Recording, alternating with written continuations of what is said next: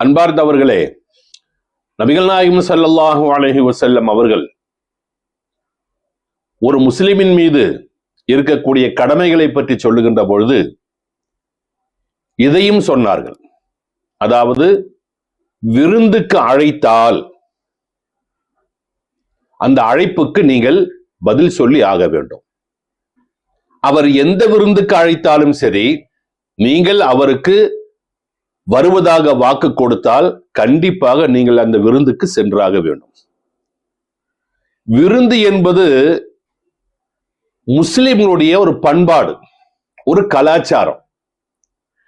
இதை படித்து தந்தவர்கள் இப்ராஹிம் நபி அலைஹிஸ்ஸலாம் அவர்கள். விருந்தாளி இல்லாமல் ஒரு நாளும் கூட இப்ராஹிம் நபி அலைஹிஸ்ஸலாம் அவர்கள் சாப்பிட்டது கிடையாது.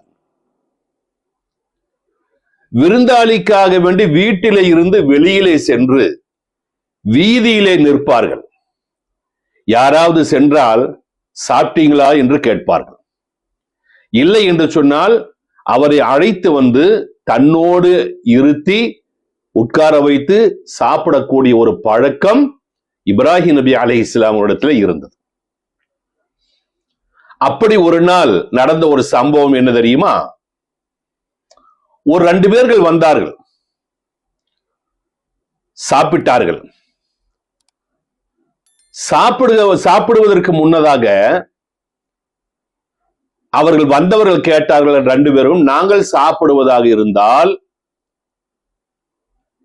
இதற்கு பதில் நாங்கள் என்ன தர வேண்டும், எவ்வளவு பில்லு என்ற மாதிரி கேட்டார்கள். அப்ப இப்ராஹிம் நபி அலைஹிஸ்ஸலாம் அவர்கள் சொன்னார்கள், நீங்கள் சாப்பிடுவதற்கு முன்னதாக பிஸ்மில்லாஹிர் ரஹ்மானிர் ரஹீம் என்றும் சாப்பிட்டு முடிந்ததும் அல்ஹம்துலில்லாஹ் என்று சொன்னால் அதுவே தாராளம் என்று சொன்னார்கள்.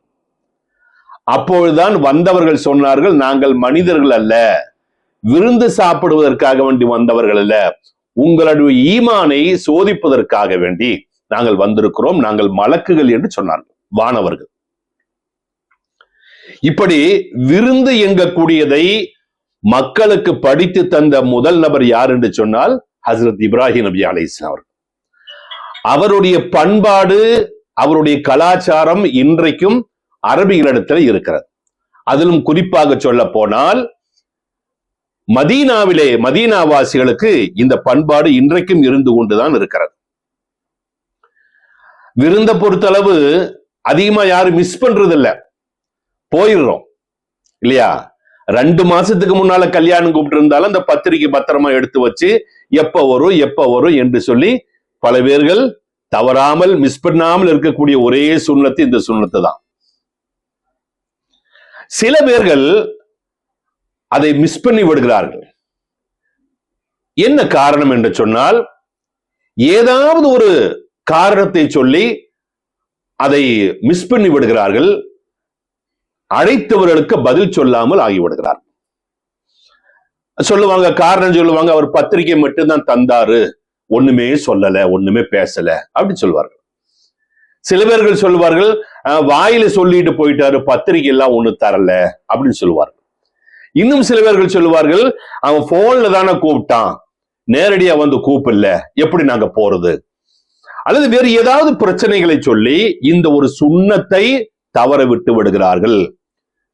எந்த அளவுக்கு என்று சொன்னால், நீ நோம்பாளியாக இருந்தாலும் கூட அழைத்தவருக்கு நீ பதில் சொல்லி ஆக வேண்டும். சாப்பிடுறது சாப்பிடாதது உங்க இஷ்டம், நீங்க போயிட்டு சொல்லலாம், சாப்பிடுவாங்கன்னு கூப்பிட்டு, ஆனா சாயிமுன், நான் நோம்பாளியா இருக்கிறேன் என்று சொல்லலாம், அது மரியாதை. ஆனாலும் அவர் அழைத்தால் நீங்கள் செல்ல வேண்டும். அது மட்டுமில்லாமல் இந்த விருந்துக்கு அழைத்து போகாம இருந்தா இதனால் என்ன ஏற்படும் என்று சொன்னால், என்ன விளைவுகள் ஏற்படும் என்று சொன்னால், குடும்பத்துல விரிசல்கள் ஏற்படும், பகை ஏற்படும். அவனுக்கு கூப்பிட்டுட்டு வரலையா, என் மக கல்யாணத்தை கூப்பிட்டுட்டு வரலையா, இப்படியாக குடும்பங்கள் அப்படி பிரிந்து விட்டு செல்வதற்குண்டான இது ஒரு காரணம் போதும்.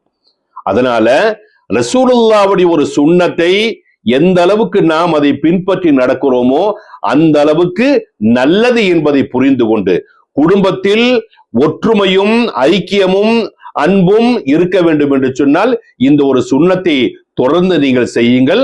நபிகள் நாயகம் ஸல்லல்லாஹு அலைஹி வஸல்லம் எப்படி சொன்னார்களோ அப்படி நடப்பதற்கு நாம் முயற்சி செய்ய வேண்டும். இன்ஷா அல்லாஹ் மீண்டும் சந்திப்போம். அஸ்ஸலாமு அலைக்கும் வரஹ்மத்துல்லாஹ்.